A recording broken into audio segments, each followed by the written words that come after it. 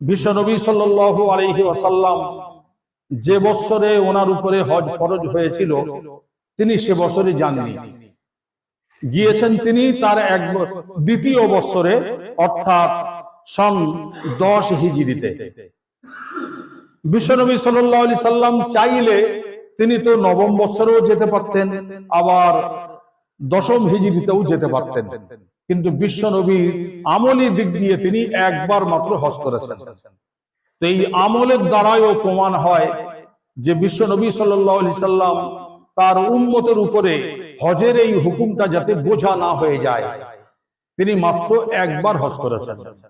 কিন্তু উমরা করেছেন তিনি 4 বার, উমরা আদায় করেছেন তিনি 4 বার, আর ফরজ হজ করেছেন মাত্র একবার। তো সেই কারণে তার উম্মতের উপরে বিশ্বনবী সাল্লাল্লাহু